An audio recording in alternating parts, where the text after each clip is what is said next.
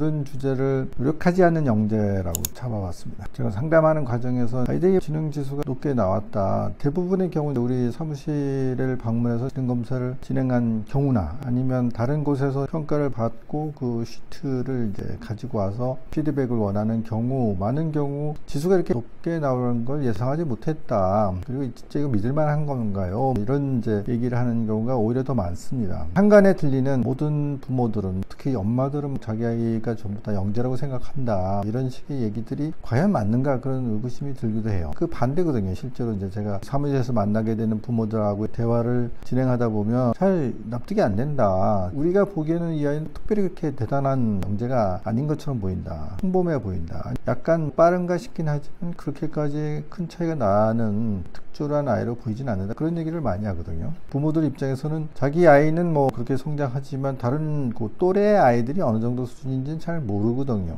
아무래도 같은 가족, 같은 집안에서 생활하면서 이렇게 들여다보는 그런 자세한 관찰이 전제되지 않는다면 그런 걸 가늠하기 좀 어렵죠.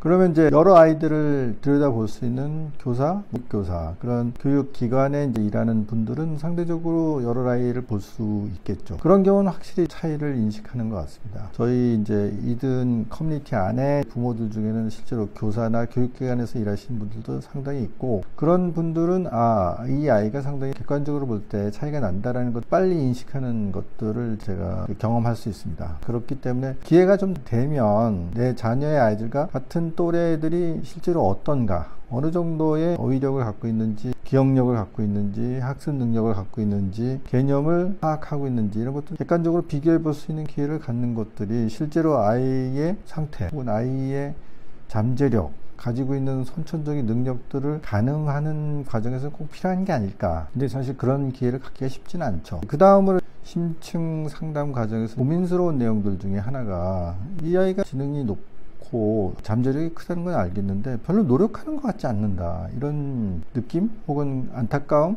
혹은 불만, 뭐 이런 것들을 토로하는 경우가 상당히 많습니다. 근데 그게 실제로 있는 현상이거든요. 아이가 본인이 모르는 게 아니에요. 자기가 이제 가지고 있는 역량이랄지 자질이랄지 그렇게 별로 노력하지 않아도 많은 부분을 기억할 수 있고 학습할 수 있는 능력이 있다는 것을 본인 스스로 인지합니다. 마찬가지죠. 아이들도 상대적으로 내가 얼마나 잘 기억하는지, 상대적으로 얼마나 내가 학습 능력이 뛰어났는지를 객관적으로 알 수는 없죠. 단지 자기가 경험하고 자기가 느끼는 것, 그런 것을 바탕을 두고 자기 나름대로 생활을 하겠죠. 그러다 보니 조기 입학이랄까, 아니면 위치학, 어린이집이나 뭐 유치원 정도에서는 실제로 월반이 그렇게 어렵진 않습니다. 적극적으로 노력을 하신다면 내 아이가 뭐 17년생이지만 16년생 애들이 같이 공부하는 반에 출석을 시킨다든지, 뭐 경우에 따라서 뭐 2년 정도, 16년생인데 벌써 14년생들이 이제 공부하는 교실에 있다가 아이들과 같이 초등학교 입학을 한다든지, 그런 사례들이 실제로 있거든요.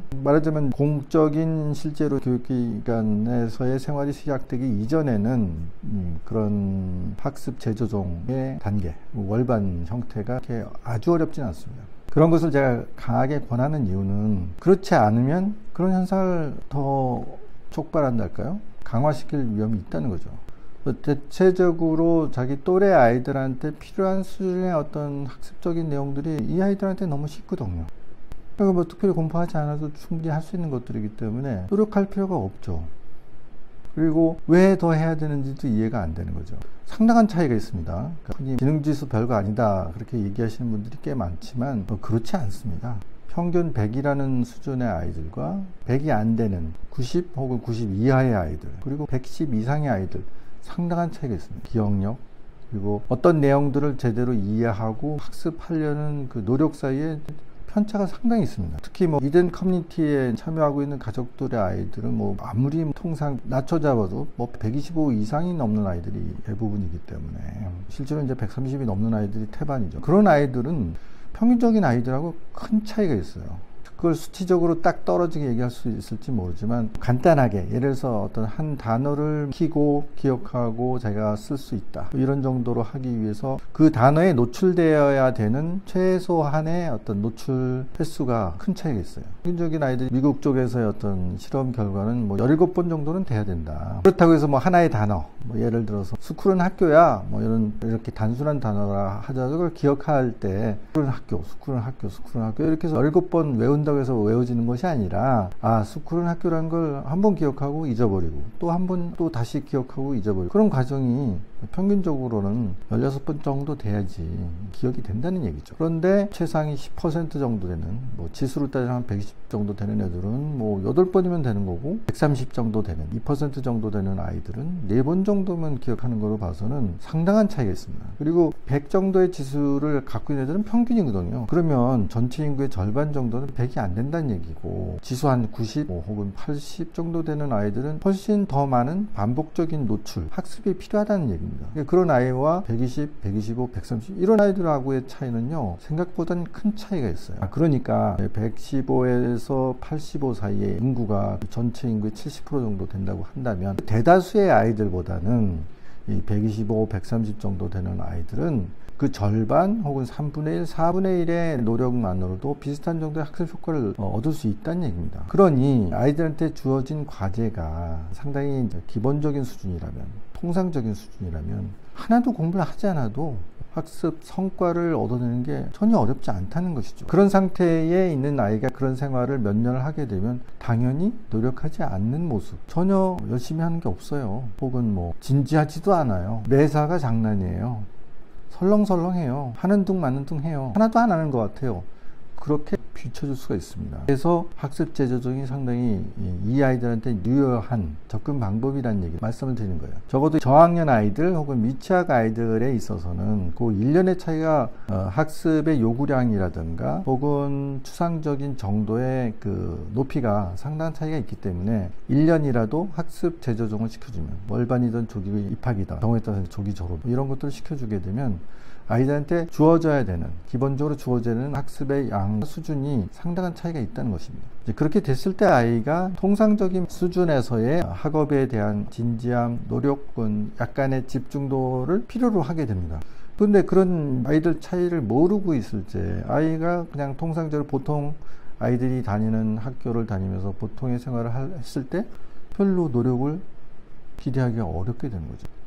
그런 이해도가 일상적으로 필요하다는 거죠. 근데 문제는 그런 아이의 모습을 상당수의 부모들이 불성실함 내지는 건방진 태도 뭐 이렇게 곡해를 한달까요? 아니면 조금 더 관계가 거칠어지기 시작하면 미워한달까요? 아니면 그것을 아이를 공격하는 하나의 재료로 삼는달까요? 그런 일들이 발생할 수 있습니다. 대단히 이제 염려스러운 상황들이 일어날 수 있는 것이죠. 그렇기 때문에 아이의 지능 지수를 일정 시기에는 정확하게 평가하고 그 지수가 의미하는 바를 조금은 설명을 들으실 필요가 있어요. 근데 의외로 우리 사무실에서 한 달에 50건 점점 늘어나는 추세이기 때문에 더 늘어날 수도 있겠죠. 지능 검사를 실시한다 그러면 한 20-30건 정도는 다른 곳에서의 이제 지능검사 결과지를 들고 오시고 제가 그걸 보고 지능지수가 어떠한 의미를 갖습니다라는 설명을 하루에도 몇 번씩 반복하면서 설명을 드려야 되는 상황인데요.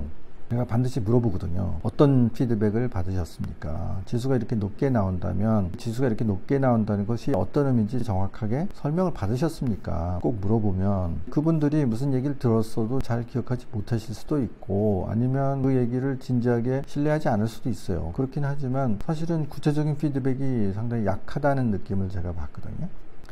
지수가 높습니다. 그러니까 잘 키우셔야 되겠네요. 아니면 이렇게 지수가 높은 아이들은 이렇다고 합니다 정도의 얘기 혹은 상대적으로 몇 %입니다 이런 정도의 얘기를 전달을 받는 것이지 이 아이가 갖게 되는 그런 여러 가지 특성들 또 실제로 몇 년 동안 최소한 뭐 4년, 5년, 6년 뭐 경우에 따라서 한 10년 전후 한 기간 동안 부모가 아이를 양육하면서 아이가 이제 성장하는 과정을 쭉 지켜봤을 테니까 이런 지표를 나타내는 아이들은 이제 이런 특성이 있는데 실제로 양육 과정에서 그런 걸 느껴보셨습니까? 어떤 어려움을 겪으셨습니까? 이런 것을 충분히 피드백을 나누면서 짚어볼 수 있을 것임에도 불구하고 실제로는 그렇지 못하다는 것이죠. 물론 이제 저도 지능검사를 이제 실시하기 초기에는 사실 그렇게 함부로 제 경험담을 많이 얘기할 수는 없었어요. 함부로 얘기하기가 어려울 수 있겠으나 제가 이제 많은 이제 가족들과의 상담을 통해서 이분들이 겪고 있는 그 어려움들을 계속해서 누적적으로 듣다 보니까